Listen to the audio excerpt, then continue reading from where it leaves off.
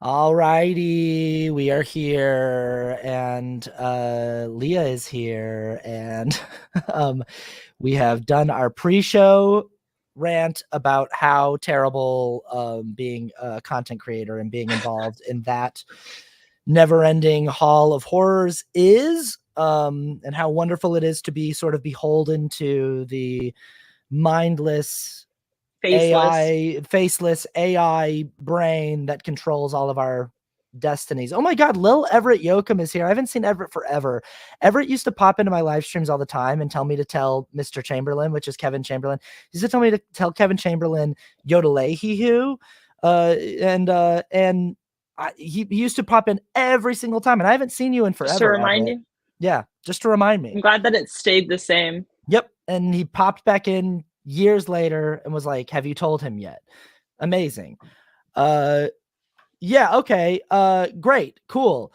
Thrilled to have you here. We've been trying to get this scheduled for a few weeks now. Yeah. I think that first of all, give the people, the audience, if they don't know, a little information on yourself, who you are, what the work is that you're doing, where they can find you on social media, all that stuff. Yeah, we'll do.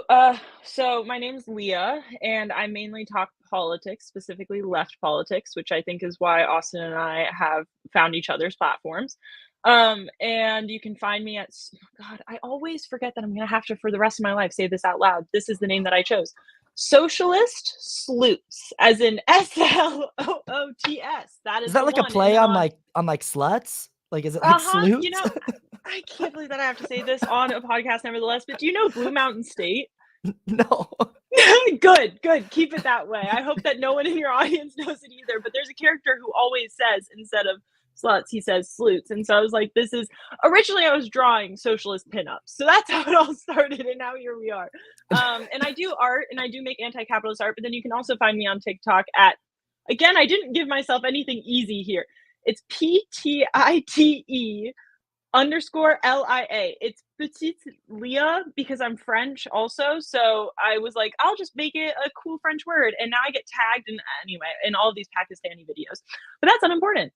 Are you French? Is your you have like Yes. French family? Yeah, I'm dual citizen. So I have to vote in both elections. So in the French elections for Macron versus Le Pen, and then here.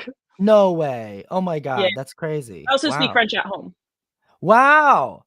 I have Yeah. a brother who's from France, and I mean, like, my family did this. We did this weird thing when I was growing up, where like some kid would be in town on a foreign exchange program, and they would just wind up at our house, and then they would just never leave, and they would just become part of the family. Like, Cyril came and stayed with us. He was supposed to stay with us for a year. That was over 20 years ago. It was like 25 years ago, and he's married now, and just, lives a few towns over from my parents, got married in my parents' backyard, and like, he's just like part of the family now. And where is he from? Oh God, I should know that. But you don't. That's totally fine. It's from somewhere in France. Is he from? He is from somewhere in France where his family is from, and they all speak French. Hell yeah, specific enough. Yeah. But he's essentially my big brother, and like, I grew up with him like as my big brother. And then I also have a sister from Micronesia who did the same thing, who was just in town. She was like going. Parents, how many siblings do you have that are unrelated to these exchange trips? The siblings that came out of my mother's womb, I have 3, so there's 4 of us. And then my mom was just always finding ways to bring more people into the Archer household. Yeah. I respect that. As someone who did do a few exchange programs, a part of me is kind of glad that I didn't end up staying where I was. However, there are a few places where if they had offered, I may have taken them up on it. Yeah. Like, especially in some parts of France, like that, those places are cute. I don't know where you're from in the US though, so I don't know if I would want. I'm from Utah, so I do think it's kind of weird. Wait, that's not bad. That's not the worst though. That's not the. I'm from Georgia, so like for me, I'm like, if I left the south of France on the Mediterranean Sea, you can bet that I'm not staying in Georgia. Like, I just can't. I already got out when I could.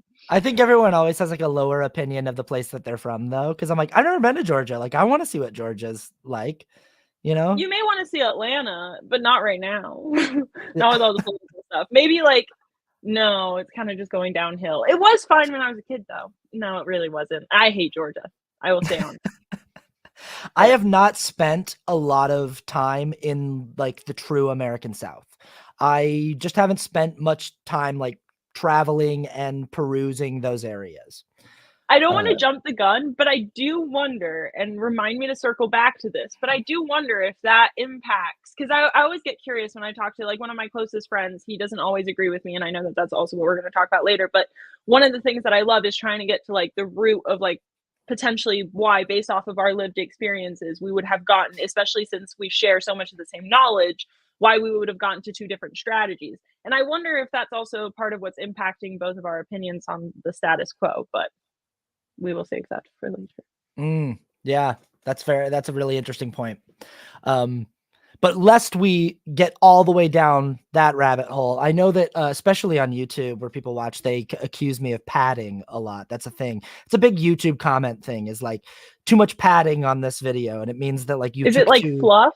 Yeah, it's like you took too long to get to the main topic. Like you took, and I always try to explain to people that I'm like, I have never once in my life been editing a video and thinking to myself, how can I make this longer?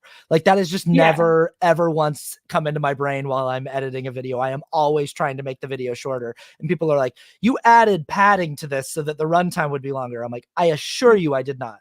I assure you. I cut out large chunks. Yeah, I cut out over 45 minutes of me talking from this video. If I had wanted to pad it, believe you me, I could have. But I want to get into like what brings us together today on the podcast. I think that, yeah, we do have very similar political philosophies and ideologies and viewpoints and perspectives on a lot of things. I have a video on my YouTube channel called Arguing with People I Don't Disagree With.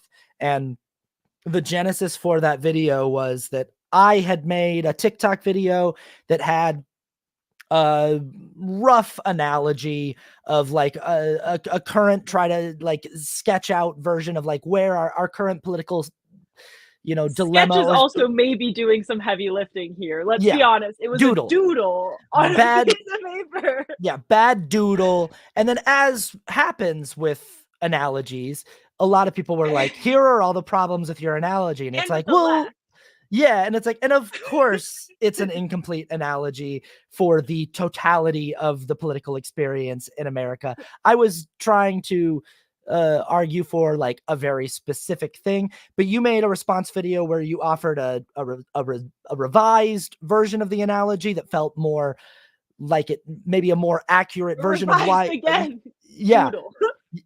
A revised doodle analogy. And then I made my video going, this is where I feel like I find myself a lot lately, especially in a post October 7th environment, is I find myself more often than not in discussion and in debate, if that's the right word. I don't even know if it is, but in discussion, I would say debate, because a lot of times it gets pretty heated with people I don't disagree with. I'd spent a lot of my time online in the last 4 years, debating ideologies with people on the right and with conservatives, and like trying to explain to conservatives the holes in their gender ideology and stuff like that. And lately I find myself in hot contention with people that I don't actually feel like I disagree with. And I actually think that like you and I in those two videos didn't really disagree on much at all. Yeah. But the result of that was us talking in the DMs on Instagram and being like, it might be interesting for the two of us to actually instead chat, of making it more and more video replies, to just actually go face to face, to actually just I'm kidding. And have Just it talk.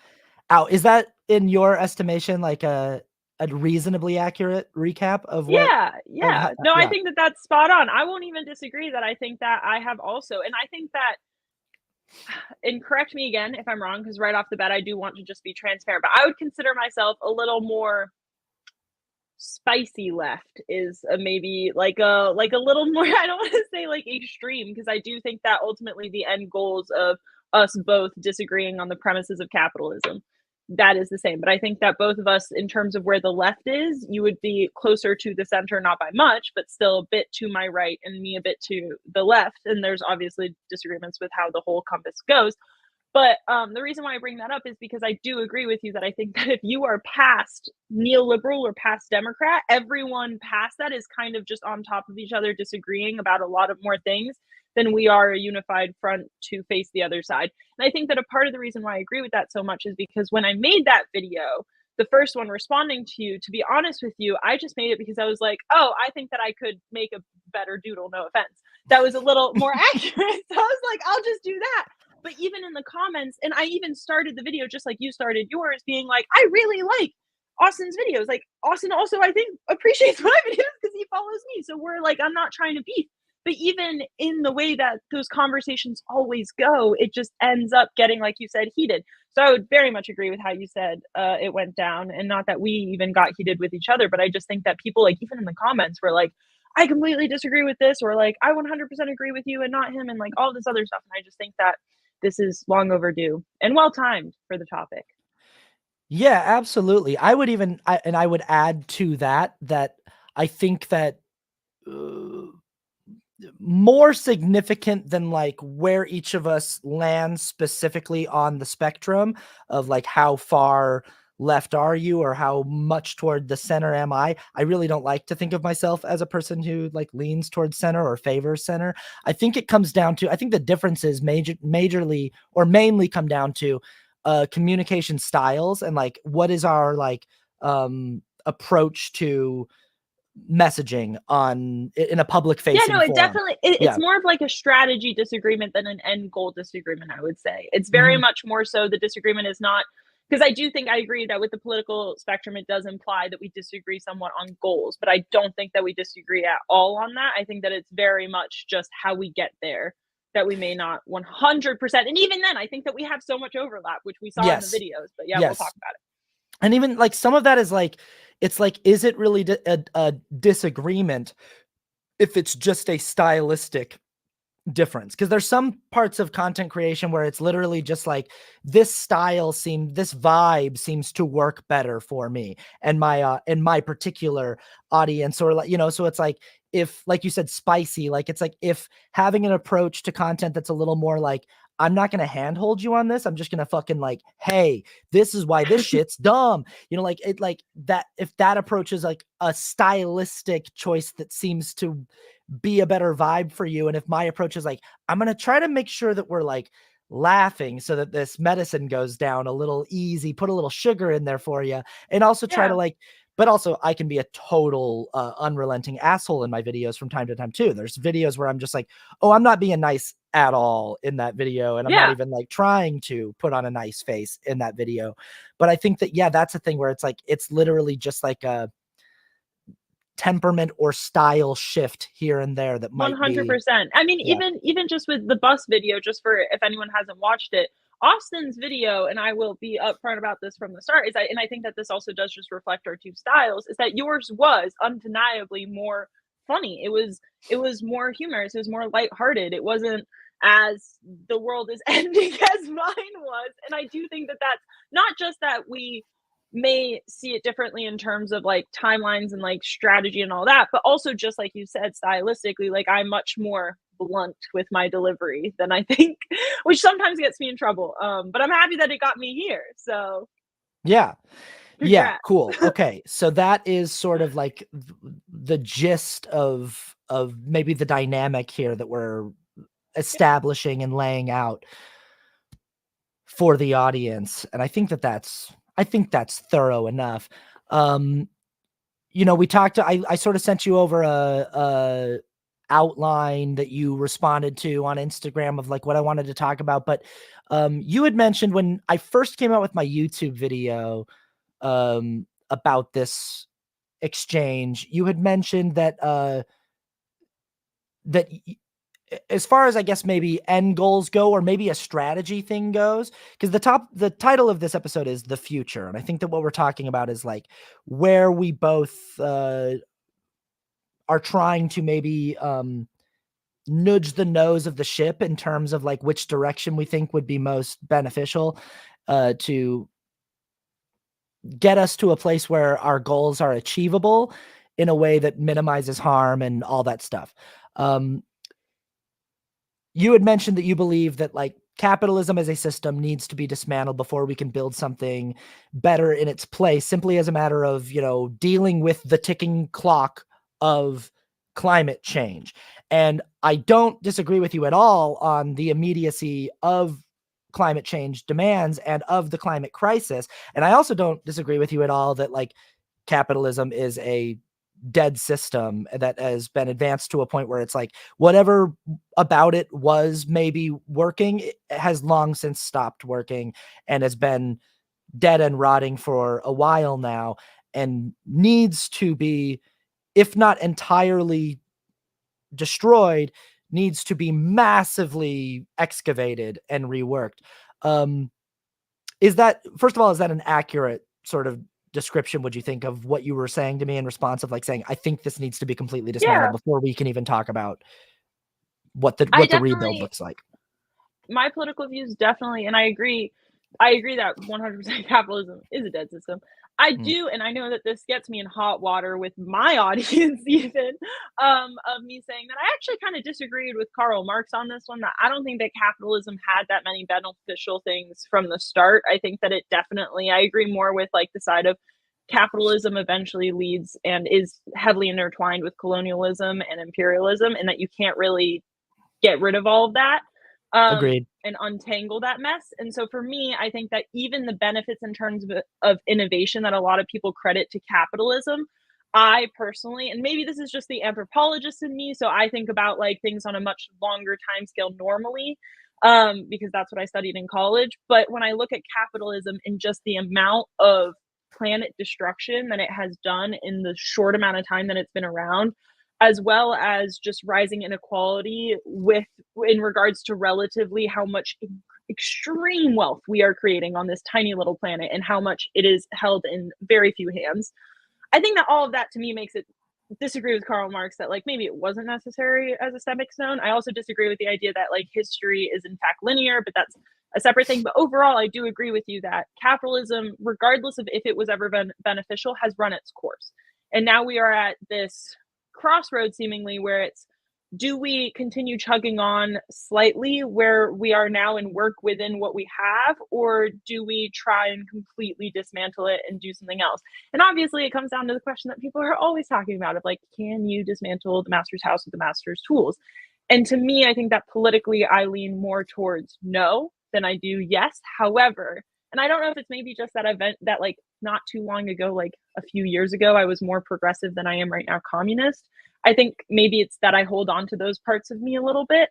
But I do think that a part of me still understands that. And as I said in my video, and that I think that you would agree with, is that you want to minimize the harm to as many people as possible, regardless of whatever path you choose. You need to think about the most vulnerable, which means that you don't just drop everything, like throw out the baby with the bathwater. You've got to protect the people who are reliant on our current systems. And that's when then I fall back on like reform is not the path forward to a good future, but it is, in my opinion, one of the better steps that we are in the position of taking right now.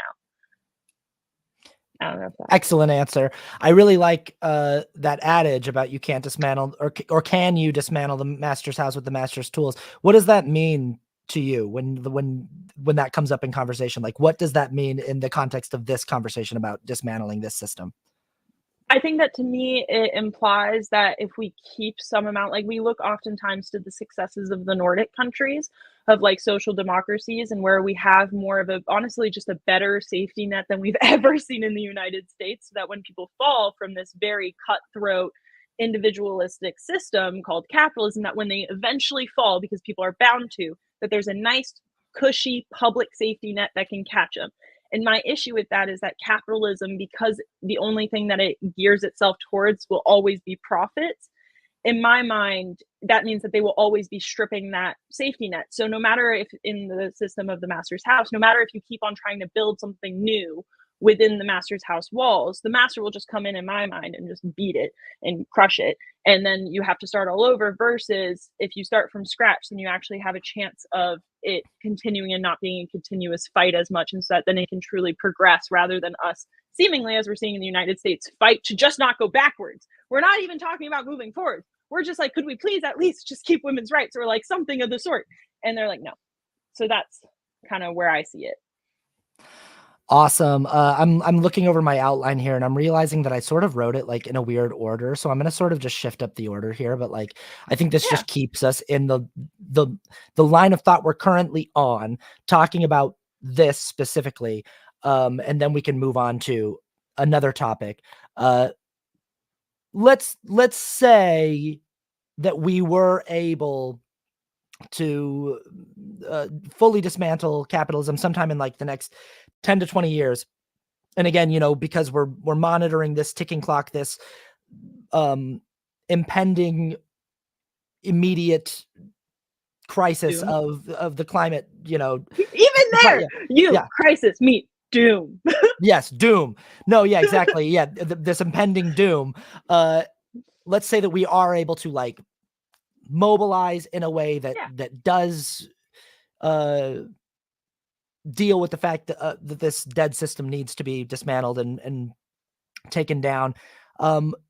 Do you have, and you're not required to, you're just a person who's like trying to advocate for these ideas. I think sometimes when I'm advocating for like an idea or a direction that I would like to see things moving, and people are like, well, can you explain to me how that works? Walk me all the way through. Yeah, Like, I want 1 through 10 steps to get me there. And I'm like, so yeah, and I'm like, no, I'm not necessarily like, I don't know that I'm the person. Maybe there are people who are more well equipped to answer that question. I just know that like I like the idea of the destination, but maybe we could have a conversation. Have you ever thought about what the process of that might look like, what those steps could look like, and how a process like that could protect the most vulnerable amongst us and the marginalized? Because I look at that process, and the first thing that I think is Alex Garland's movie Civil War that's coming out this year. Like that's the first thing I think is that it's just like it just gets messy real fast, and it looks like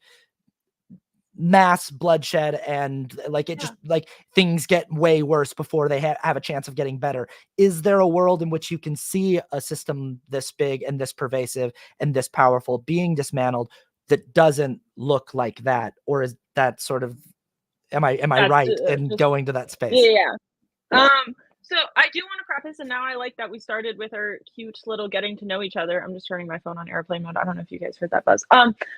But I like the fact that we started at me being French, because I do think that does definitely impact my political views. Like, I won't lie, that I do think that just growing up around with my mother being very French, and just her teaching, like, we speak French at home, and we would go visit her family in France. It's very like rah rah the revolution. Like it was never wrong. There were never any issues, even though they had to do it like 5 different times. They're like, we're good. Like, this is what we do best. And so I do think that obviously for me, given I will use the word that it probably is accurate for what I experienced as a French child, but the propaganda that the French would talk about their past with revolutions definitely impact my political views today. However, with that said, I love Les Miserables.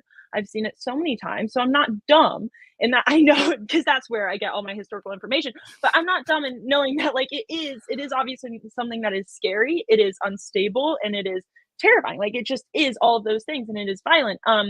And so for me, that's when then I fall back on, I have thought about the steps as much as like I as me can as one individual. And to me, it's the steps forward very much must involve diversity of tactics. And what I mean by that is that there are some people who are going to be on the complete like French Revolution side of like, let's be the ones with the pitchforks, let's be the ones training in that way.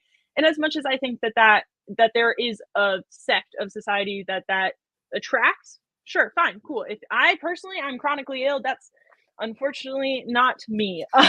You're not trying to be a soldier anytime soon. Nope. I just do not have those skills, and I have to be honest with myself that I don't have those skills. And so therefore I think that also what impacts my politics, and I wonder if you agree with this, is that I feel myself hesitant to ask for people to put themselves in a situation that I realistically could not put myself in without it seeming very bad or dangerous. And so it's hard for me to be like, oh yeah, everyone should go, just because I'm chronically ill, everyone should go do that. Because if I can't do it, then it's hard for me to advocate for something like that. One, before I continue, do you agree with that? Absolutely, but I would even take it further and say, like, I mean, like, do I have to be, like, precluded by some sort of physical ailment to say, I just don't actually wanna be, like, involved in a, like, throat-slitting, gun-shooting Yeah. war with other No, I it was just literally, don't actually wanna be on the front lines of, like, a war. I wanna see if there's a way yeah. I can participate in this that doesn't involve me having to pick up a gun and stand a post. Like, and I don't have necessarily like a chronic illness that precludes me from that. And I wonder if there's room for that, if there's room for people who are like, I want to participate in dismantling a system that is actively, contributing to the doom of humanity.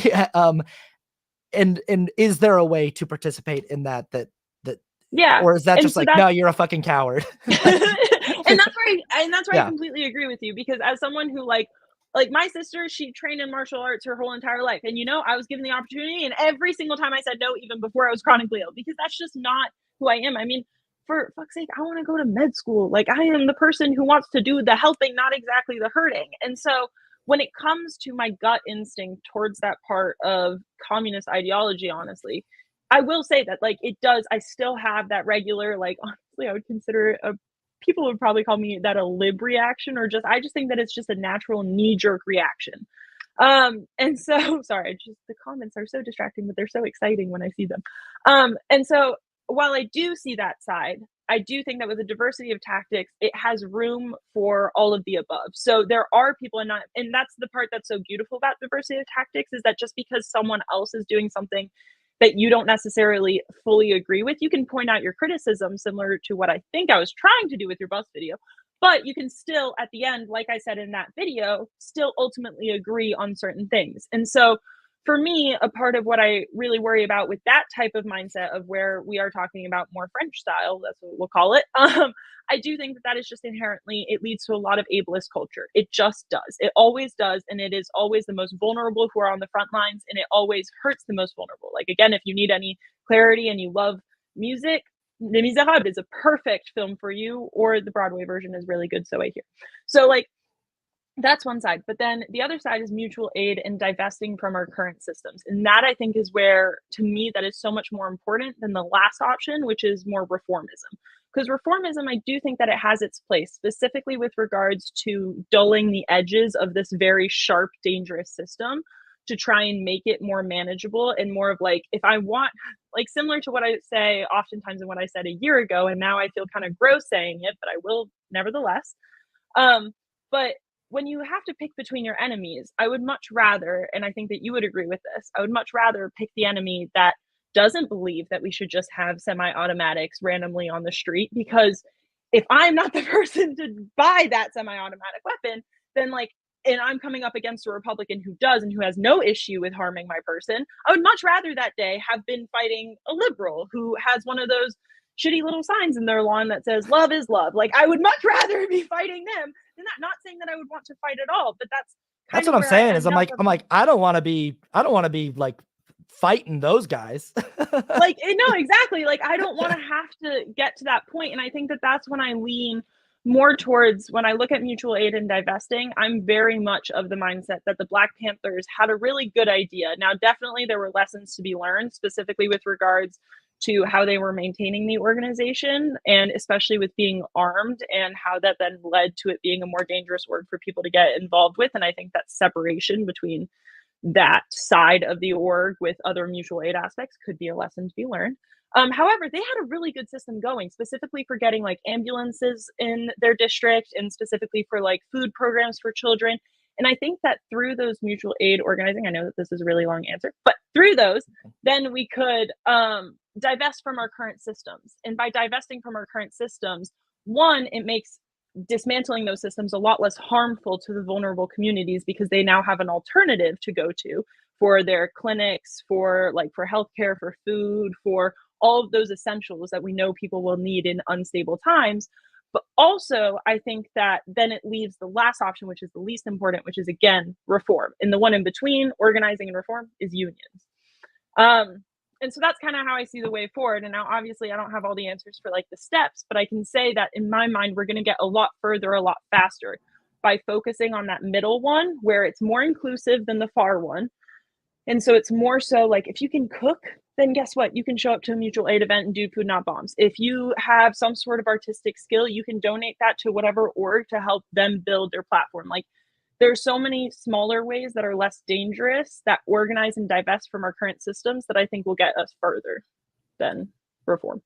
That's excellent. And it also plays really well into something I want to talk about later. So there's like, this will come back up, this like diversity of tactics and like this diversity of like uses for different people and different skill sets. And so that's really good. I think this will reemerge. I also just want to say that I love a podcast guest who can give long, detailed answers, because the less time that I need to spend yapping, the better for me as a host. Like I hate when I listen back to an episode where I have a guest on and I'm like, Austin, shut up. Austin, shut up, shut up, shut up, shut up. Let the guest talk now. So I love it when I have a guest that I'm like, oh no, please, let me ask a question and then go, please. I love that. If nothing other than it helps my ego feel like, look how good you did at listening today, Austin. Look how also good questions.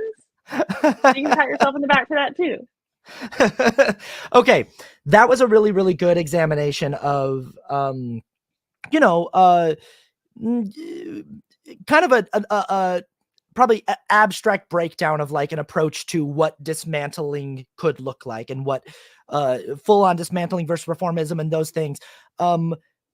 Let's say, since the title of the episode is The Future, let's say that we're there. We've successfully, through whatever process of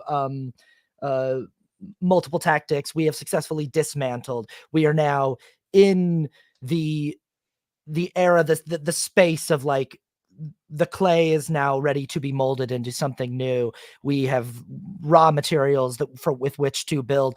What do you have an idea of what a process like that could look like and what it is that we're trying to build? So like hoping to paint a picture for the listener who goes like, well, what else is it? Because this is all I've ever known. I've only ever known these chains and these streets and these rules. What does it look like? And how can I envision myself in that? So could you give us maybe I've thought about this too, also especially because I draw, so this has definitely like to literally imagine what a different alternative would look like. And I would like to start with the big one, which would be public transportation. That would be something, and that's also part of my reasoning for why I don't think that even in dismantling it, I don't end up leaning, as much as I do still have some similar mindsets to like anarchist beliefs, I do lean more communist, because to me, I believe that there are certain projects, certain human rights that are better and can be done more effectively at a larger scale. Infrastructure being one, healthcare being another, education being another that I think is also pretty good if we standardize at least some of it. Not that we need to have the state tip like side of education that we currently have, but definitely like those. And so when I look at it, I believe that one step first, like that, well, I guess at this point, Citizens United would be gone, because that is essential for not falling back into the old ways. And I think that that's going to be a part of rebuilding, is putting those roadblocks to make sure that we don't go backwards. And so I do think that at some point, like wealth redistribution would have to be done some way, somehow. We just cannot have such a small percent of the population holding so much wealth and so much power in their hands, because inherently, no matter what democracy we try to create, it just will be swayed by the amount of resources that they have. So wealth redistribution is one part of it. The next part of it would be rebuilding democracy at both worker levels. So if you are at your workplace, you would automatically have a say. Not saying that you would have to attend. It'd be very similar to how we vote now. If you don't want to vote, you don't have to. No one's going to show up at your door and force you to. Similar at the workplace, of you would have a right to vote in the policies of your workplace, but it would not be forced upon you. So that would also avoid some of the power grabs that happen. And that it would also be forced mandatory time to do the voting. So that, similar to now that we have the issue with gerrymandering and people not being able to take time off work. So we would get rid of that. Then you'd also have more democracy at the local levels. So you would have, similar to now with state governments, but you'd have more council based rather than representatives. And so it's like a slight difference between just how quickly you can call them back and also what power they have. And also, you would have to have balances within the community. So if there's a more marginalized part of the community, they would have to have some sort of balance measure so that their resources aren't just exploited. So that would be at the local level. And then at the national level, you would have, in my mind, first of all, you can't have any capitalist business models. So there's no way you could start a business and that you would be one person at the top or a board and an unelected person or an unelected board dictating for everyone else. Capitalist business would not exist. So what would be replaced is that worker democracy. But then on the federal level, it would be still democratically run, but it would have to be only workers. So now that we've done the wealth distribution, if you are not a worker, unless you obviously have a disability or something that makes you not work, you can't partake in government. So you would also get a more similar to worker salary. It would not be some like, oh, now I can be Nancy Pelosi and invest in all of these microchips right before we pass a law that helps with microchips. So that would be that prevention to stop us also from slipping backwards. But the federal government, because of its size, would also have the ability to seize major companies that were capitalists to force them into either the public sphere. So similar to us having nationalized healthcare, similar to what they do in the UK, we could nationalize that, or we could seize if there is a farm production group that is, or even a really good one would be Amazon, because then we could just have all the distribution information that they already have. But if we seize those companies and then force them to become worker owned or operated, slash, if you get to a big enough size, then you become publicly owned, and you get switched over into the public side, I think that that's the way that I see it forward. I don't know if that was a good description. No, that was great. It's like I'm literally like daydreaming. I'm like over here going like, "Oh god, it sounds actually really, really cool and really, really nice." But also I'm sitting over here going like, maybe I'm just too much of an idealist and maybe I'm being kind of naive and not realistic here, but when I listen to you saying that, I'm like, "Oh, this really does sound like something that we could like incrementally work toward in a reformist way." Like this really does seem like something that like within the system that we have, that we could bit by bit start to implement the policies that lean toward this philosophy. But then the question of the ticking clock of the climate crisis comes into play. And it's like, do you have the time to slowly try to shift the cultural lens to this over time, more and more and more, bit by bit? Or will you run out of time? Will Mother Nature decide for you and pull the rug out?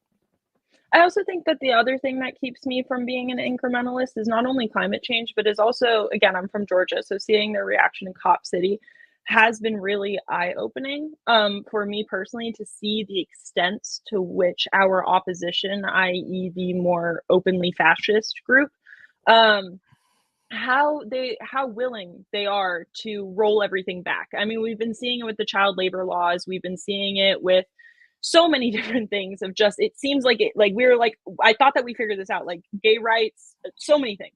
I was like, I thought that we figured this out and then we were in agreement, and now we're having to go backwards and refight those. And that's where I think that capitalism, as much as it will accept some reform, it will fundamentally always favor profits over people. So it will always fight that reform tooth and nail, and it will also successfully do so because it holds the resources, because for the past 100 years it's been building up and accumulating these resources, i.e. the profits. So that's where, to me, it's not that, if you had asked me in a different time, maybe I could have been more incrementalist, and I think that was honestly part of the reason why my politics were more incrementalist when I was younger. Not saying that that's like a young thing or anything, but just that for me personally, when I was younger, I did definitely feel like I had more time. Like I felt like the clock wasn't ticking as fast as it is now. And so for me, I think that that's what's changed it. That's also a pretty good, honestly, working refutation of the main argument that I was making in my original bus video, which is like, it all hinges on this idea of like, far-right religious authoritarian extremists actually have mainstream political power in the United States. They actually are very close to accomplishing the goals that they want, and they regularly do accomplish their goals. Like, they actually get to do the things that they want to do, whereas like far left, we never get to we never get to implement jack shit. Like we don't No. we don't even get to like whiff the things that we're trying to implement, you know. So, and my argument there was to be like, well, then you're like, because you're a person who subscribes to a philosophy that does not have mainstream political weight or representation, you have no choice but to vote in a way that just deprives the far right fundamentalist extremists from obtaining even more power, because that's the reality you have to contend with. But also, like, the fact that they have mainstream power also poses a very real ticking clock, that it's like they're moments away from doing their thing. And, you know, every time there's an election up, like, they're moments away from like really doing the thing that they want to do. And can you combat that with an incrementalist philosophy or mindset? So, and I don't know. So I have a question also for you. Mhm. Do you think, based on that, do you think that one, how much do you think Biden and Trump actually agree on? Like, ballpark, like policies, not Oh what Biden God. has been. I mean, I guess, yeah, more importantly, what Biden has been pushed to believe, not necessarily what he believes in his heart of hearts, because I don't know if he even knows. Who So knows what either one of them actually believe in their heart of hearts? that is You also, know? yeah, that's Yeah. true. Geez, I But don't in terms know. of the overlap, Oh God, you know, I do believe that they are both fundamentally people who are going to work to uphold capitalist structure, and who are not going to be working hard to dismantle things that are contributing to the rot of late stage capitalism. Um, you know, like, I don't, even with like infrastructure bills and things like that, I don't see a lot of like addressing the fact that it's like, hey, we used to have checks and balances governmentally put in place that were specifically meant to monitor the fact that like capitalism is a ticking time bomb of a system and of a philosophy. Like, there seemed to be an acknowledgement early on that it was like, hey, this system inherently has built into it this like massive incentive to grow your wealth exorbitantly. So we need to have things in place to like monitor for the human instinct toward greed.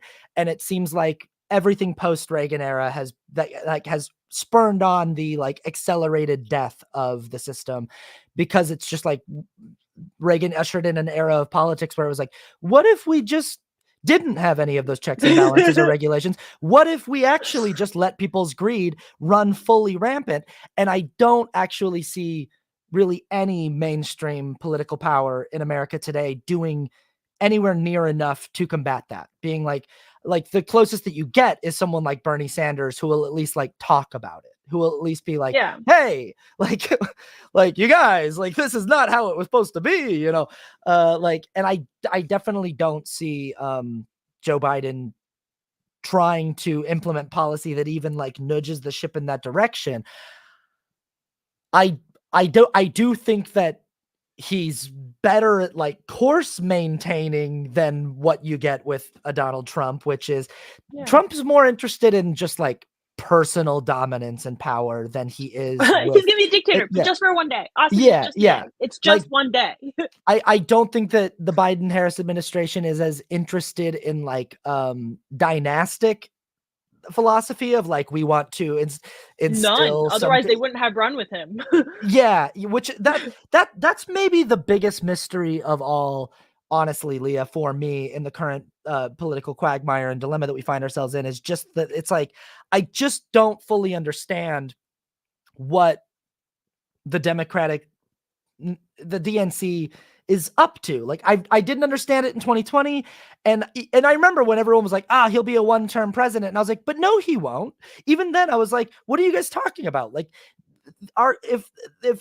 there's anything that our two mainstream political institutions hate more than anything else, it's shifting away from like what is normal and what is expected. Yeah. Like, they hate unprecedented moves, and They a like one-term incumbents. yeah, and a one-term president is a precedent that neither party is ready to like try to introduce into the No. system. But that's why it never made sense to me from the get-go. I just was like, you really can't think of another person that would be a better option than this guy. And at the time in like 2018, 2019, I was going around going, no one that I talk to, nobody that I know, none of my friends, none of my family members, nobody that I know is a Joe Biden guy. Like, I know people who are Elizabeth Warren people. I know people who are like Pete Buttigieg. I knew Andrew Yang people. I knew Bernie Sanders people. I knew people who aligned in all these different places. I didn't know anybody who was a Joe Biden guy, but the news was telling me this is who is the most popular candidate on the left. And now there's a few different options there of like, you can get conspiratorial and go, oh, this is the DNC pulling puppet strings. I think I'm drifting away from the question you asked, but it's because I want to steer us into. No, you're totally good. I want to steer us into this topic too of like, you talked about early on that like anything left of center or neoliberal we're sort of a rat's nest of not being able to like agree on strategy and stuff like, and I think that in this post October 7th world where I'm doing a lot of effusive discussion with people who I am more or less philosophically or ideologically aligned with, and I'm having more debates with people on the left than I am with people on the right, I'm starting to gain an appreciation and a respect for the reality of just how big tent ideologically and philosophically the left is, and what a problem that poses. And that maybe like, I think that we see a lot of people on the left who we surround ourselves with people who think the same way that we do. And we think that that is what the left is. And the left is just so much bigger than that. It's like, when you look at the numbers in an election and it's like 75 million people, it's like, there might be like 3 or 4 million of those people who have the same political ideology as you specifically.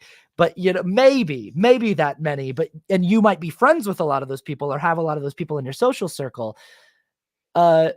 All of this is to say is like, that might be what the DNC is actually up to, is like, who is a candidate that can viably work for a voting base that is this demographically diverse. But even then, I still think that Joe Biden isn't your guy. Yeah, I know. It still is like, I know. My follow-up question is, do you fall more in the camp of, in my circles, there are like two different opinions or trains of thought, which is, some think that the Democrats are just incompetent because they're either one, behind the times, they don't really understand how much has changed with the Trump presidency, and so they're incompetent in that way. But then there's also people who believe that they're deliberately incompetent, in that it is because they have so much more popularity when in direct opposition with the current status quo of the right. And so that they purposefully don't push to do the best that could put them leagues ahead of like be an FDR president, because ultimately that would, one, mean not siding with capital, which funds all their campaigns, but two, because then it gives them to be like, na, at least we're better than them. And it's like, okay, but when you were in power, how much different were you? And I think that that's where I wonder your thoughts. Do you think that it's more like a deliberate incompetence, or do you think that it's more of they're just fumbling the bag? I'll be completely honest with you, and my answer is going to be pretty unsatisfying. I genuinely don't know. Like, I think that all of these ideas and these, like, when I hear someone explain, like, I think it's this, I'm like, yeah, sure, that's totally viable. Like, that, like, their number one goal is what keeps us employed, what keeps the system churning the way that it's meant to churn, because that's the thing that keeps us employed. And if that means we always got to keep the race close, we've always got to have something to push against, because that keeps us sort of like, you got to vote for us or else they're going to do this thing. I can totally buy into that. But I can also buy into the idea that it's just like, they're just out of touch and they don't know what the fuck they're doing. I can also buy into the idea that it's just like, it's really hard to organize anything, a party for a voting base that's this demographically diverse and ideologically diverse. Whereas like the right gets the benefit of just being like, overwhelmingly the demographic that we're appealing to are white Christian people, you know,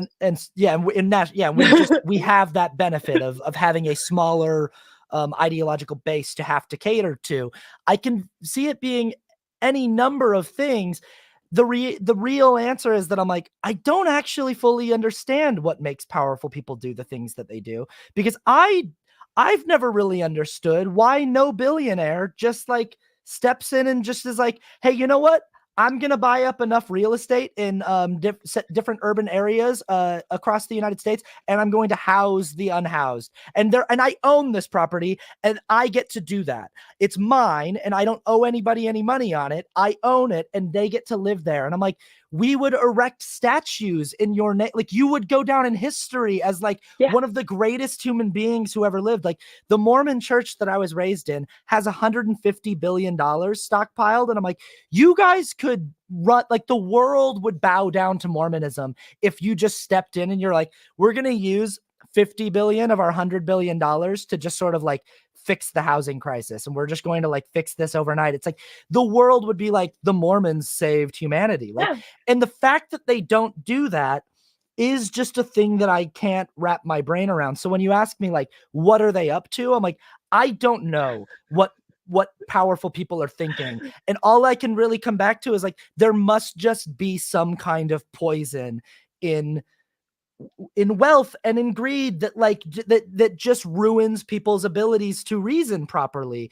And I can almost see it myself. It's like, I started making more money a few years ago than I'd ever made in my life, and instantly I felt this thing of like, this instant like virus comes into your brain of like, how could you make more? How can you retain more of that? What's the least amount of taxes you can pay on that? What is the way that you can retain the most of that wealth? How can you maximize that wealth? And it's like, does it all just come down to that? But then I wonder, because then the libertarians would be like, well, that's just human nature, you know, like that's just human nature to be inherently greedy, and just some of us aren't in a privileged enough position to act on it. But that's where then I kind of think about the quote of like, if I saw a monkey, not a monkey, if I saw an elephant in a circus, then I would think that that's how it acted rather than actually in its natural habitat. And that's when the anthropologist part in me is like, when I look at these billionaires who are doing this, who refuse to do it, to me, it's just the filtering process of who becomes the billionaire. I mean, there's that one billionaire, I forget his name, but he did specifically, he was like, I am accumulating more wealth than I will ever need. So by the time I die, I need all my wealth to be gone. I need it all to be donated to some sort of nonprofit. I need it to all be gone doing good things. It was taking years and years and years for them to get rid of it, because it just accumulates faster for this 0.1% than they could ever get rid of. And so it's one of those things where it's like, even for the best hearted, they're in that position where it's like, one, the best hearted oftentimes don't make it that far up the ladder because it involves climbing on so many other people. But two, by the time that they get to the top, the numbers itself just continue creating more wealth than they could ever possibly get rid of. And so I think that then that in their mind, that maybe justifies just continuing the status quo. And I also do just then wonder, like, it's not that I look at the Democrats, because I don't know where I fall on that. I don't know if they are fumbling it on purpose. Sometimes I just agree with you. I look at them and I'm like, FDR literally has been voted on numerous occasions to be the best president ever. The way that he did it was by not giving a single fuck. He was saying that I will pack the courts. If you oppose me, I will pack the courts. What are you going to do? I have the army. You don't.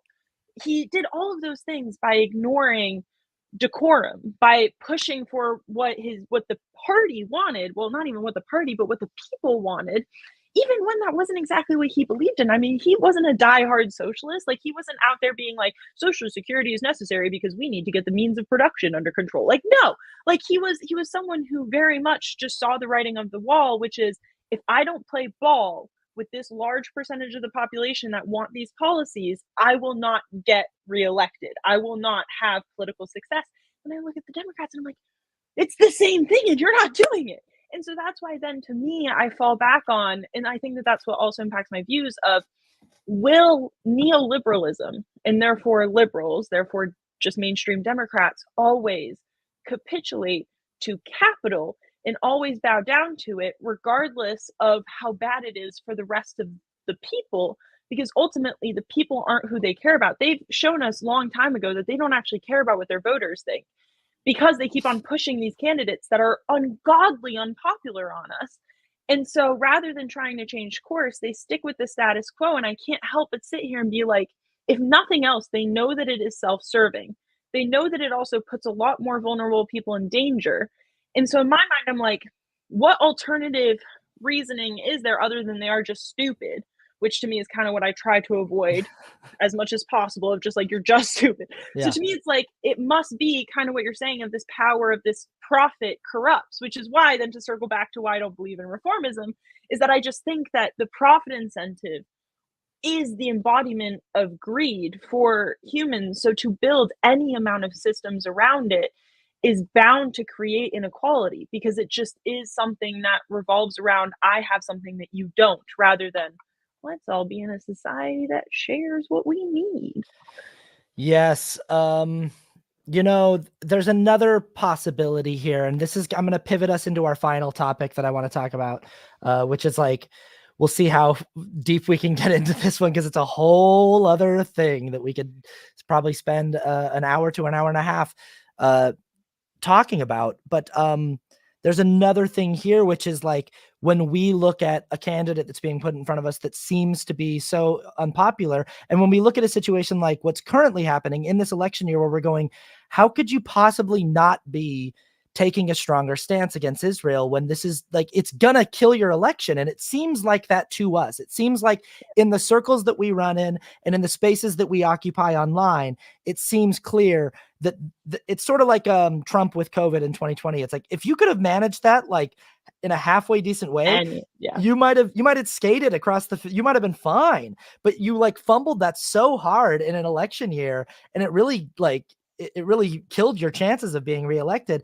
And that's sort of what feels like it's happening right now. There's this other possibility of like, maybe they just feel like the position that a lot of us have on the far left, of wanting them to take a decidedly more firm stance in pushing for a workable ceasefire, maybe they actually feel like that's not as popular of a position as we think it is.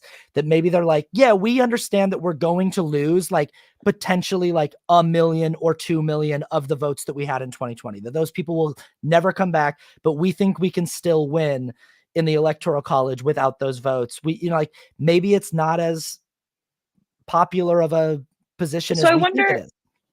and I'm about to make an argument that I usually don't. I tend to avoid, because I do feel icky.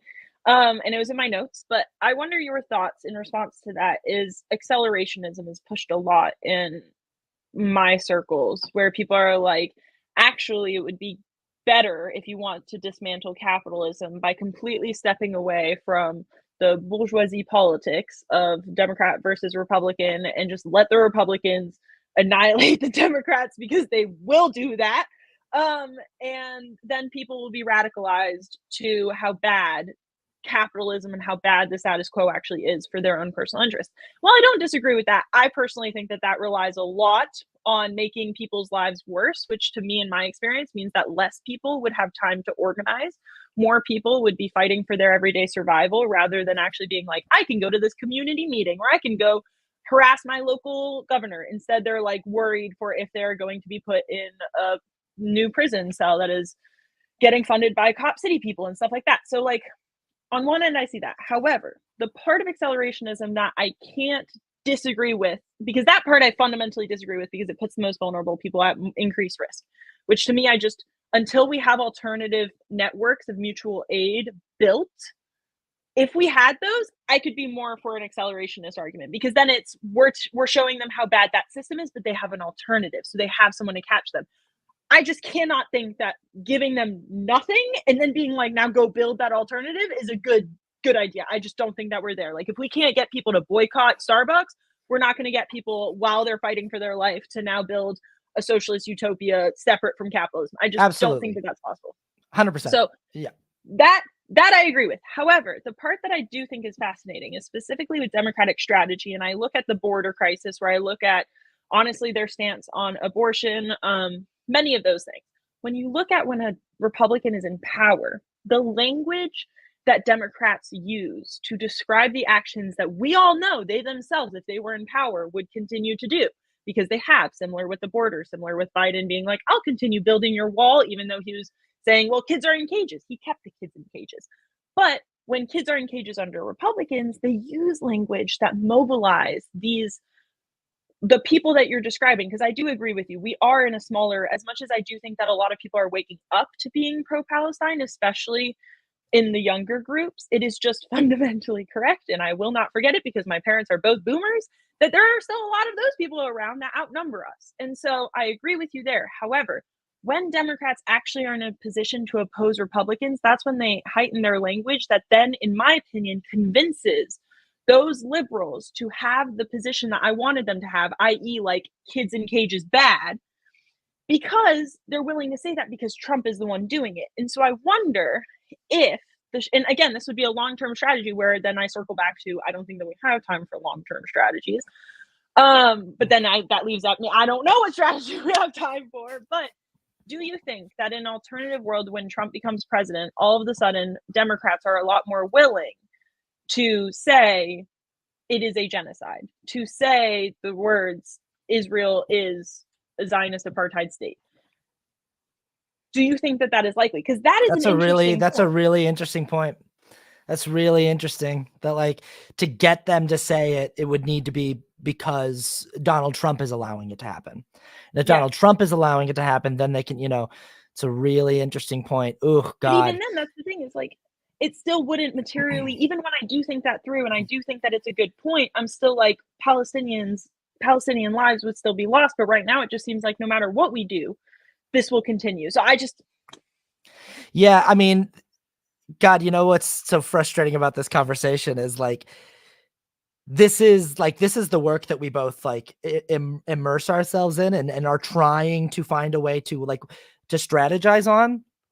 But the problem keeps coming up with like the pressure of the timeline, because there are all these aspects that make the timeline feel like, because it's like, well, all this stuff, everything that you talked about in what the future could look like in more democratic workspaces and getting rid of capitalistic business models and all these things, all of that stuff sounds amazing, but it also is something where I'm like, this would have to be carefully cultivated into the culture. People would have to like see the messaging would have to be there. People would have to be allowed to engage with this kind of philosophy in social media and these different, and meetings and things like this and this would have to be carefully cultivated over time. And it really feels like the safest approach is incrementalism. And then you introduce the imminent threat of far-right extremism and authoritarianism, fascism. You introduce the imminent threat of the climate crisis. You introduce the imminent threat of, war around the world and the immediate need for attention on the humanitarian crisis in Gaza. And it feels like we no longer have time for safe incrementalism.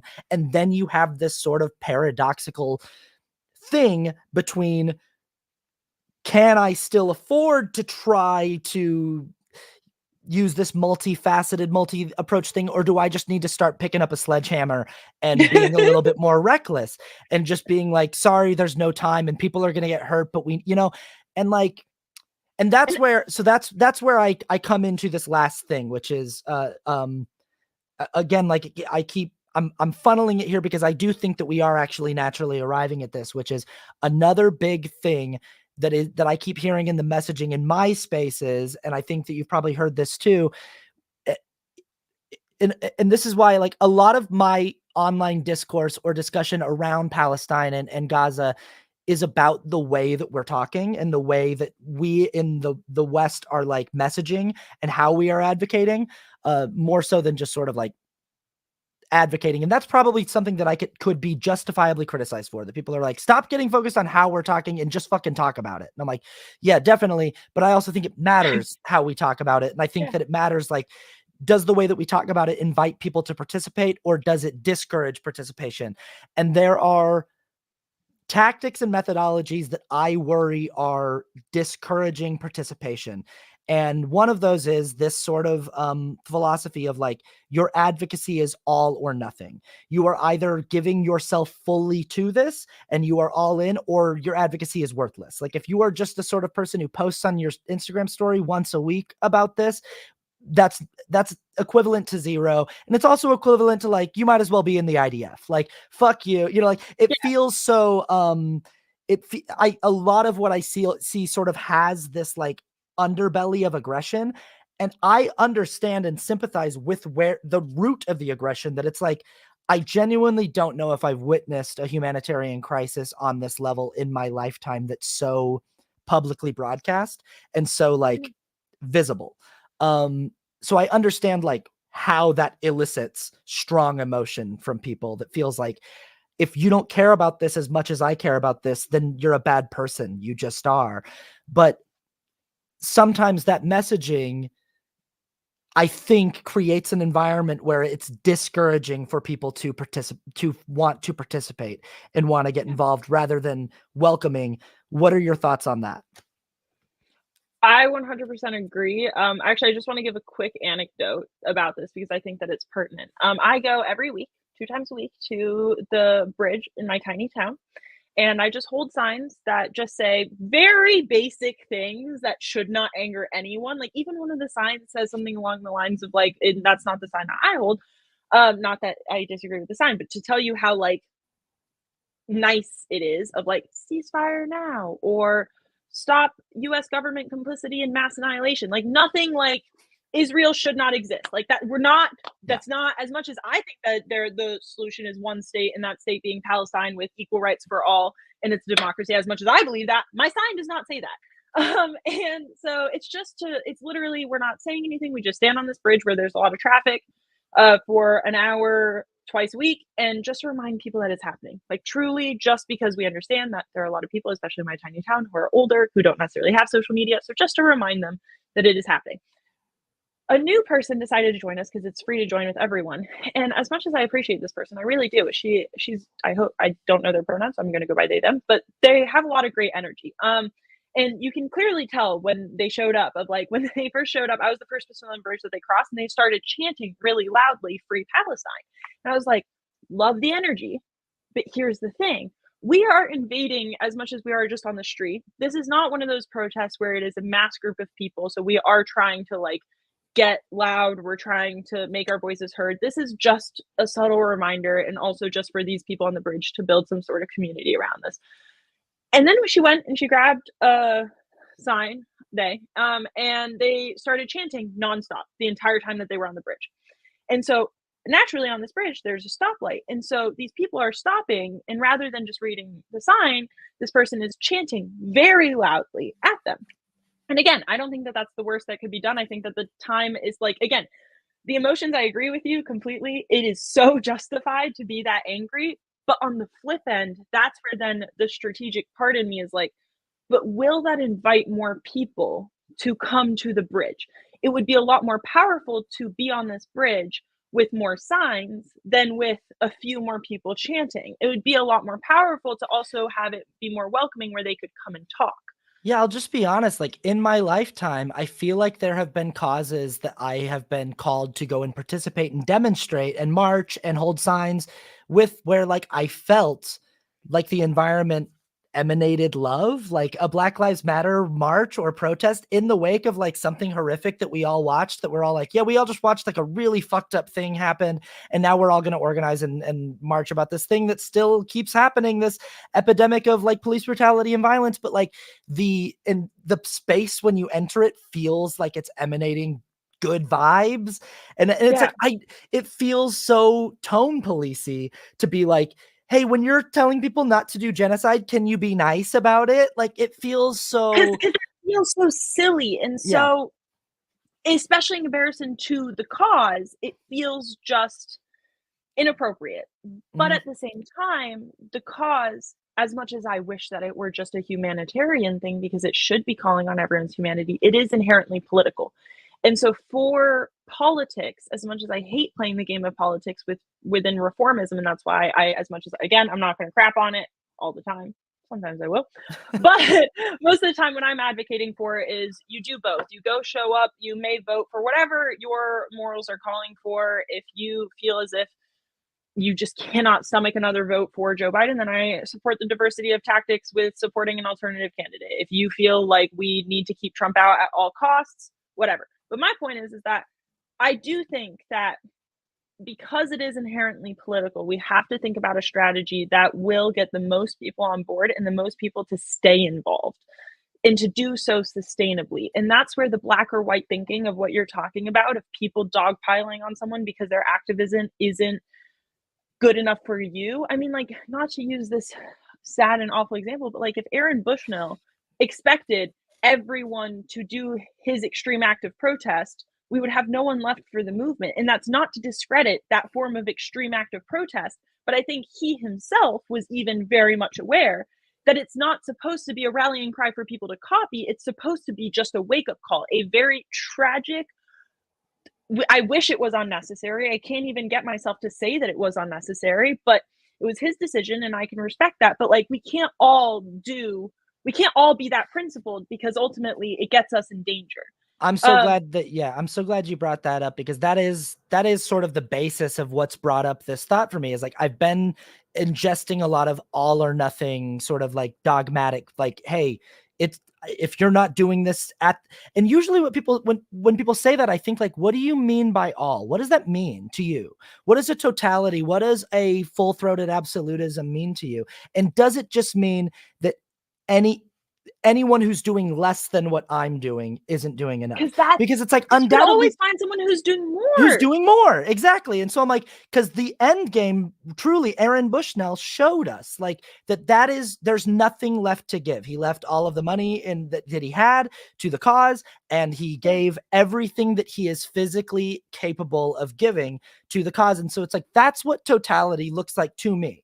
If the question is, what does all look like to me? It's like, well, that's the all. example. That's all. Yeah, and that means that if we are saying your advocacy and your participation in this cause needs to be all or get the fuck out of the way, there's a lot of people who probably have something that they could contribute that falls well short of all, that we would rather have something from. It's sort of like if you were fundraising for a cause and someone's like, hey, I've got all I have to give.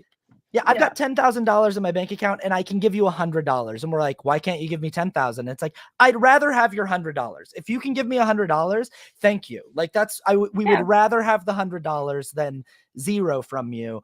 And I think that needs to be, I do understand.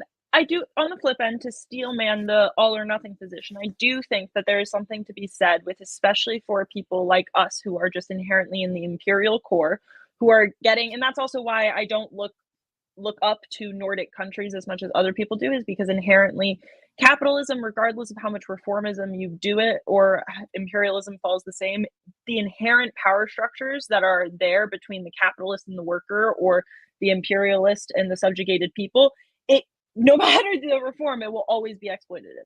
So to me, I don't look at the Nordic countries that way, especially with regards to just generally Western countries still exploiting the global South whenever we get some sort of reform. We've seen that in the United States with us being like, yeah, we'll push for unions, but we'll also offshore all of these jobs so that we don't have to deal with the unions, so that we can just get the cheap labor abroad.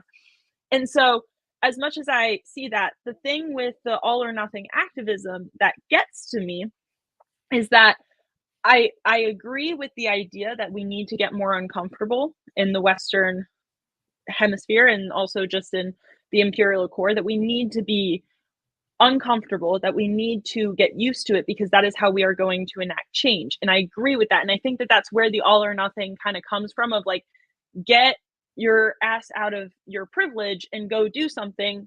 But the doing something, that's the part where I think that we could be a lot more understanding, that given the level of propaganda that we are constantly consuming in the imperial core, given the communities that we have been raised in, given even like what you said earlier of like, most of us can't even dream of an alternative, given all of those conditions, we have to meet people where they're at.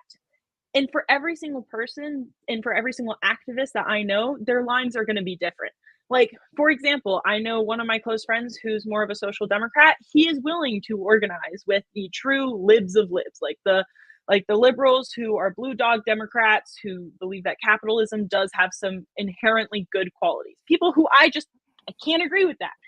And that's where his line is. My line is somewhere else. And I don't know exactly where it is, but I can tell you that there are some people that like, I can agree that some people are like, you are too comfortable with regards specifically to, I think the Starbucks boycott is a good example for me of where people were genuinely getting on their phones and they're like, I cannot give up my Starbucks. I'm like, That's such a small ask. Like if we're not even talking about grabbing the pitchfork, I would genuinely rather people just say like, I won't, because I don't really think that like me not buying coffee is actually going to affect anything, rather than say like, I can't.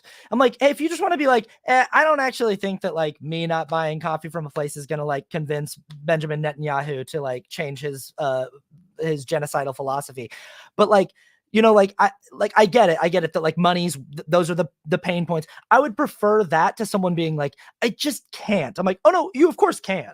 Like you you definitely, there was a can. time before you had Starbucks, I promise. Yeah. And you were alive then too.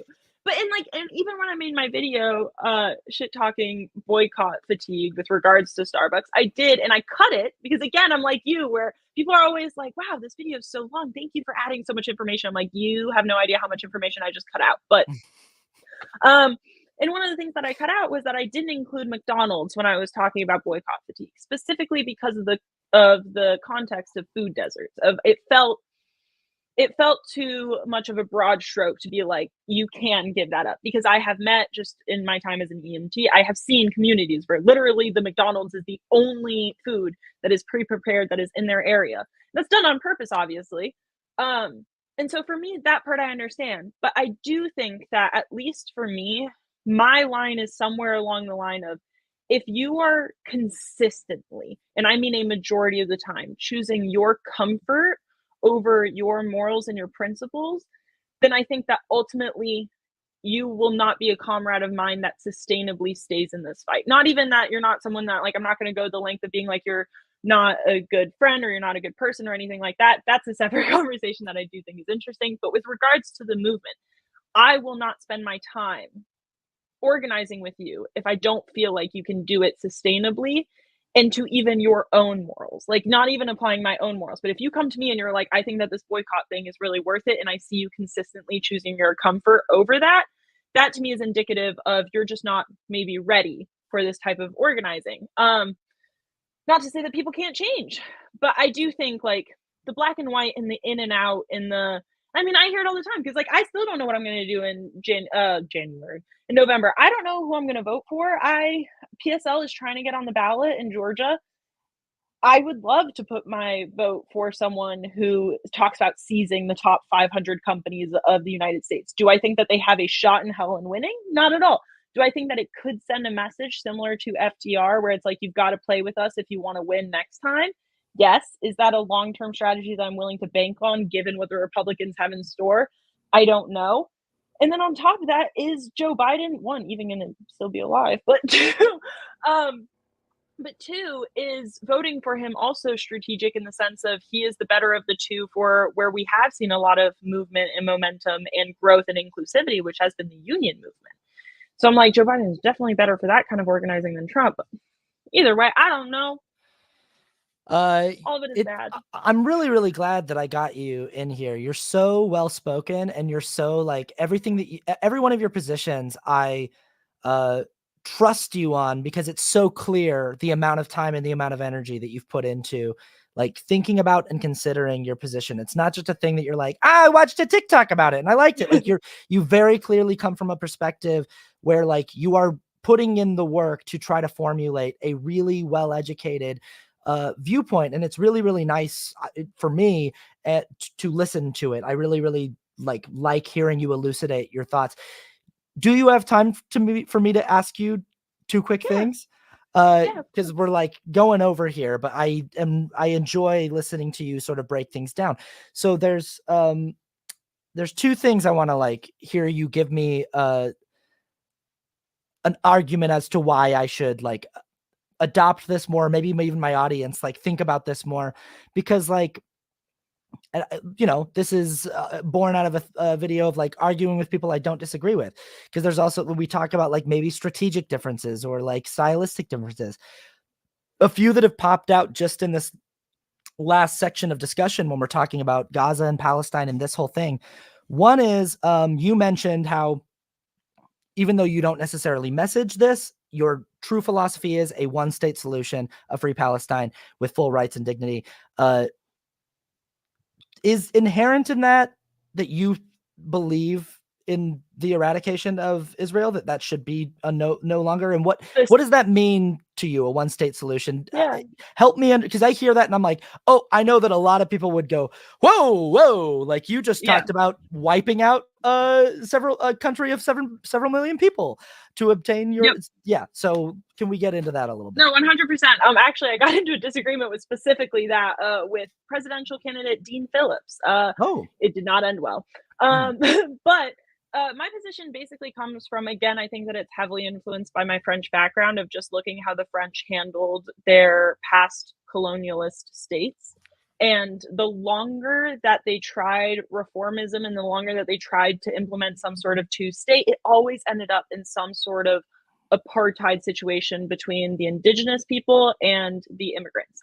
And I, for one, given my opinions on the border, I don't believe in borders, let alone really nation states. So I'm not really all about like, we can't have immigration. No, I think that immigration is a beautiful thing. And I think that it should be simplified for a lot of specifically Western countries, but especially in this case, like moving back to a country that you feel historical ties to, specifically for the Jewish population, that I don't feel I'm not religious. I'm not Jewish. So I can't imagine myself moving literally anywhere for a religious reason. However, if that speaks to you, I can understand that. My issue with Israel as a project and as a state is that it is not just built on the idea of immigration to somewhere where I feel cultural ties. It is dependent on the extermination of the indigenous population and its culture. And we've seen that over the past 75 years in different ways, from the Nakba to current, what is happening now since October 7th. And so to me, having any sort of Israel would imply having some sort of theocratic, colonialist settler ethno-state that the whole project stems from, this is our land, not yours. And that to me is indicative for so many future conflicts and for honestly to build a culture of supremacy for one group over the other, which is why it ended up being apartheid. So for me, when I say that we need to move towards Palestine being Palestine, the one state, and that being an equal place for all and with equal rights for all and not theocratic, that's why to me, I don't believe in like the expulsion. I do think that if you recently moved there and you are a recent settler, especially if you still have dual citizenship, then I do think that there should be policies that not forcefully reject, but that incentivize you returning to whatever dual citizenship you have because you have the option for that. Just like I do think that there should be incentives as well as reparations for Palestinian refugees to come back. I think that that is definitely something that can be done through incentives, but I do not believe in the expulsion of any sort of Jewish communities. I just believe in the reparations and the destruction of a Zionist state. So also in this one Palestine, everyone would have, like, Jews as well as Palestinians, everyone would get to vote. And it would have no laws that are built on some sort of theocracy in my ideal world. Yeah, and I think that's a good caveat to put on there, that it's like ideally this is what would be cool. Like even Hamas, like sorry, but even Hamas is settling for 67 borders. So part of why I advocate so strongly for this is because I think that, again, compromise is always going to happen. So if I push for the ideal, I think that we're likely, it's very much the shoot for the moon, and if you miss, you land upon the stars or whatever, but instead to the Israeli conflict. That's where I can actually get on board with you, is go, yes, as an ideal, like, it's like, this is actually what should be. This is what this would actually ideally be the best situation for everyone. Where I get hung up and where I imagine a lot of people do is that they're like, they listen to that and go, yes, you're totally right about this theocratic colonialist state that fundamentally exists on the predicated assumption that it's like, it is ours, not yours, and we are pushing out the indigenous population, and that is a fundamental foundational problem of the existence of that state. And where I get tripped up is that I'm like, and yet here we are, like, and yet the state exists, and the people within it who have been indoctrinated to believe in its cause and its right to exist. And so I'm like, so what do you do about that? And you can't just go and tell all those people you're now Palestine and that's good for you because you get to vote with all these people and you all get to get along, because they're going to say, fuck you all the way to hell. We're going to, like, that will. So it's just like, that won't actually happen. But I like putting the caveat on it of going, this is the where we like the thing that we think is we're working correct, towards. but if something with that idea, and it's sort of like going like, rightfully there is so much stolen land in the United States, and Yeah. yet it's like, what are you going to do about 350 million people built up in these communities? Like, you can't overnight just go like, this isn't yours anymore. And so it's like, ideally you go, this is what's correct, and these are the harms and the sins that have been committed, and that are like this, but it is the situation we find ourselves in. So I think, will just yeah, add really fast one little other caveat with it is that I do really look to South Africa, or I think it's Rhodesia, whatever. Both of those are good examples where it felt like they, specifically South Africa, but it felt like they could never reach no apartheid. It felt very much like no matter what, the white people are going to get pissed about the compromise, which seems to be the trend throughout history, but that's a whole separate thing. And so I do think that that's why, to me, as much as I do think that 67 borders would be a step in the right direction, we must always focus on strategies that will get us as close to that ideal, which do heavily involve on BDS of just boycott, divest, sanction. But I agree with you that to think that we could do that even with the 10-year, 20-year timeline, like that's so crucial when it comes to climate change. But to think and to imagine things changing this much within our lifetimes is very hard to do. Yeah, I think it's good to like break down these concepts, even though there's so much more that could be said to even further elucidate, like to actually like explain what you mean by those different regions in like South Africa and stuff. I don't think we have time for all of that, but I think it's good to try to elucidate some of these concepts just so that people don't hear like a thing and then they shut off because they go, what the fuck did she just say? You know, and then it's like, and then it's like, I think it's nice to get curious. Yeah, it's nice to get curious. Like, what specifically do you mean by that? And that's the kind of thing that I'm trying to talk about lately on my show too, and in my space, is like, before you shut down and stop listening, are there questions that you can ask that could help understanding more? Other thing that I wonder if we can take a quick moment to try to elucidate is as you see it, the efficacy of boycott measures when it comes to like Starbucks, Disney, McDonald's, things like this.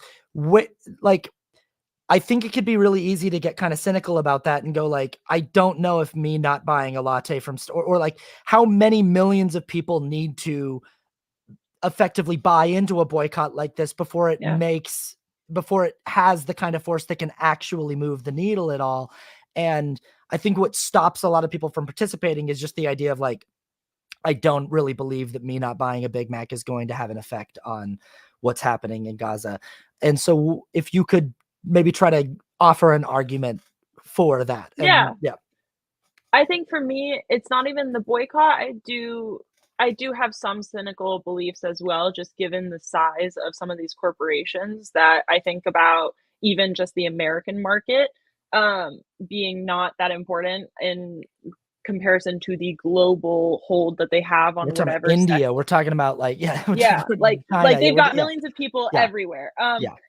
And so to me, I agree with that. But to me, the more important part of it is kind of to practice and to get used to losing out on things that we thought that we couldn't easily give up. That to me is where I think that it's more valuable, not even the impact that it has on the company, because that to me, like I've seen those charts, I bet you have too, of like McDonald's plummeted and then like I see it coming back up, and I kind of never base my opinions on the funny little lines, because the funny little lines do funny little things. So for me, I tend to focus more on like, how can I practice what I think? And if this is the babyest step, then this is a step that I need to get used to taking, that I need to get used to, maybe unfortunately drinking that shitty gas station coffee, you know, like as much as Starbucks, there's so much better coffee between gas station and Starbucks. There is. But for a lot of people, maybe not. Town, okay? Yeah. No, exactly. I live for in a lot of people. Town. And everything closes at like 6. We just got a new coffee shop that now closes at 8. So thank God I can get my caffeine fix then. But like, it is something that I often think of, the Thomas Sankara quote of, you eventually have to decide between giving champagne for a few or water for all. And I think about that often in terms of what are the things that I have gotten accustomed to in this Western society. I'm not saying like, if you feel comfortable about not wearing deodorant, more power to you. However, I myself will stick to the clinical strength stuff for as long as possible until the system collapses. There are obviously going to be gradations for everyone, but I do think that all of us need to practice siding with things, even if we don't think that it's going to be that effective in the long run, but simply because it is muscle memory and showing ourselves that we can do it and that then we can do more. And also, I will say that with this, divesting from the system in general and from those mega corporations, I do hear the opposite side of like, but there are workers who are working those jobs. Of course, the workers make the company. Like that's what got me to this communist belief to begin with, is that without the workers, you've got nothing. However, we do ultimately have to start stepping away from these mega corporations. And I do think that this is a good chance to do it. And I think that because it's for still a good cause, regardless of how effective it is, I think that it's the right thing to do. Similar to kind of how I feel about unions. Like unions are not the end all be all, but they are practicing organizing. They are practicing negotiating with the people who do hold all the purse strings. So I think that that's incredibly useful, even if it's not as revolutionary as I would hope. Fantastic. This has honestly, for my money, been like one of the best political discussions I've had on this podcast ever. You knocked it out of the park. I think you were an A+ guest. Like you really, really just like brought the heat. And I really feel like there's like so much more that we could have said on every single one of those topics, but it's like the amount. I think that you and I speak in a similar way where it's like a lot of volume. Loquacious. And I don't mean volume by like the decibel level. I mean, the amount of words that we're able to fit into like a minute of time. And that's, loquacious is that's a much better word. But thank you so much for taking the time to do this with me. One more time, where can people find you if they want to follow your content and hear more about what Making you're me doing? repeat it? Yeah. No, I appreciate the plug. And I really do just want to reiterate, thank you. I know that we talked about it before we went live, but thank you so much for working with me, for scheduling this. You were so nice. But yeah, people can find me on TikTok. It's Petite Leah, but without the E. So it's PTITE underscore or dot LIA. You'll find it. Good luck. And then on Instagram, it's socialist, as in just a socialist, and then SLOOTS, as in sleuths. Amazing. So socialist sleuths. Great. Hey, chat, thank you guys so much for the lively conversation. I'm sorry we didn't get to a lot of what you were talking about, but I saw you following along, and thank you for keeping it. I was reading them. Yeah, like it was a good discussion today, and we had a very engaged live audience. So thank you all so much for the engaged, lively discussion that went along with what we were talking about here. Yeah, cool. All right. Well, thank you. And that's all, I believe. Unless you have anything else. Was there anything else that you were like, I needed to say this? No, just I would be happy to come back anytime. But yeah, I really appreciate it. And thank you to the chat also. I probably will ask you back because that I mean, like you absolutely crushed it. And I'm like, oh, we can do so much more then. So yeah. Cool. Thanks so much. And thanks everybody. And that's all this time. We'll see you on the next time for it. Okay, then bye.